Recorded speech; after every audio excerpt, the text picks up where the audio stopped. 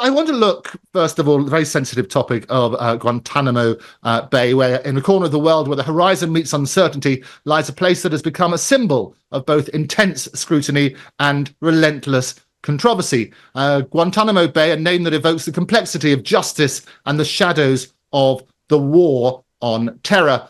For over 2 decades, this remote base has been at the epicenter of a global debate over security, human rights, and the rule of law. High-stake military tribunals confront the echoes of one of the most devastating attacks in history. And if we look at the history of Guantanamo Bay, it was US acquired from Cuba in 1903, I think it was, under a lease agreement, establishing it as a naval base. During the Cold War, the base was used for various military intelligence purposes, including as a detention facility for suspected communist agents. But most importantly, in January 2002, the US established a detention camp at Guantanamo Bay to house detainees who were captured during the so-called War on Terror. It was intended for individual suspects, individuals for those suspected of terrorism. Now, I want to start with you, Aysegul. You've been to Guantanamo. You were the first and only woman journalist to go there. How did that come about? Well, Andrew, first of all, thank you very much. It was great, opening to explain about my career. Well, I have been the UK head for CNN Turkey, Channel D, which is the mainstream Turkish media, and also Hürriyet for 17 years. And as you said, I'm a, war zone expert. Apart from Guantanamo, I've been to many places like Pakistan, Afghanistan, Iran, Iraq. If you start with Guantanamo, if you remember, if I take you back to 9/11, right? The world, actually met this very chaotic time. And after a year, 2002, 598 people, men, were picked up from different airports, different places, detainees, and they were taken to America's only military base in Cuba, Guantanamo. And obviously, if you remember, there was a picture in the Times. I think that the picture was quite epic. The reason for that, we can see the detainees in orange, uniforms, and there was some cover on their heads, and the picture was quite appalling. So when I saw the picture, I was very young. I was I was at the time doing my PhD, and I was working for Hürriyet. I said to myself, I really want to go there. And to tell you the truth, sometimes as a journalist, it is, we have to dream big, right? And at the time, it wasn't very easy for me to dream big because I was only wannabe journalist at the time. But I won't give the details to you, right? And, I kind of check out all my networks and everything. And after 3 months, all right, I was accepted to Guantanamo Navy base. But obviously, I have a very strong career in different fields as well. Anyway, when I went to Guantanamo Navy base from Dominique, I had a senior photographer with me as well. Obviously, I couldn't believe in my eyes. It was a very, very difficult time for me to, later when I think about it, it is quite difficult to digest as well, because I was there for 10 days initially. And, you see this, you don't see, first of all, you wouldn't see the detainees, right? Because they were living in a very small kind of cells, almost like, very, very, I would say they wouldn't even move in the cells.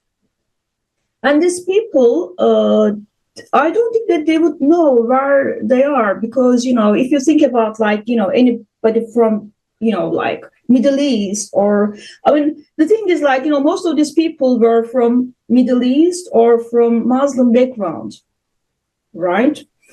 So they wouldn't know where Cuba is or where Guantanamo is. So when you think about it, it's quite a big, chaos, right?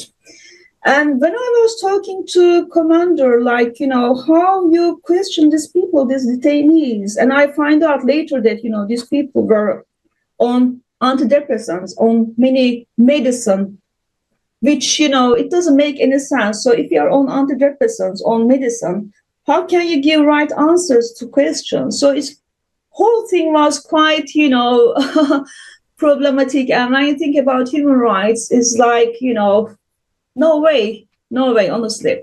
So if you remember when Obama was elected, I remember the second date he was in office, he kind of announced that he was going to close down Guantanamo Navy base within a year, which obviously he didn't.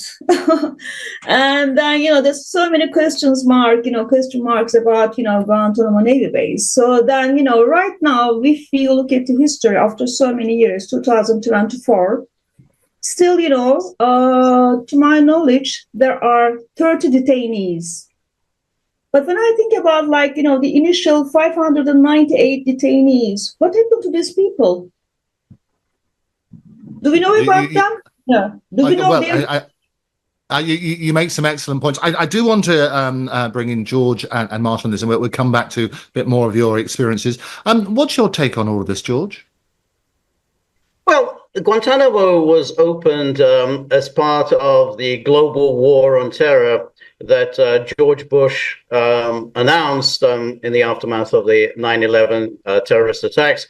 The problem was always that what exactly was the purpose of this? Were you trying to find out about who was behind 9/11? Or were you just trying to find out about all terrorist activities, potential terrorist activities, future terrorist activities? And then what?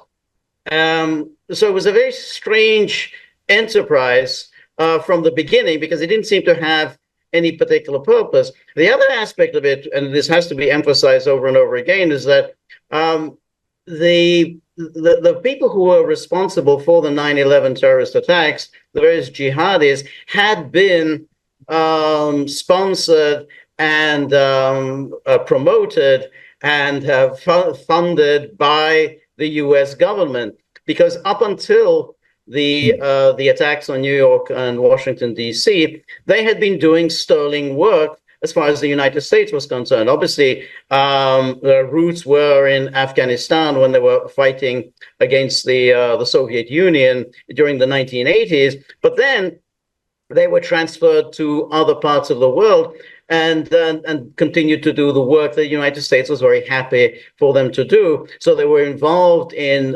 Chechnya because it was giving the Russians all sorts of headaches. Then they were, of course, involved in Bosnia and Herzegovina. And again, they were there to give the Serbs an awful lot of headaches. I mean, in that case, it was literally headaches. They were cutting off heads of Serbs and parading them around.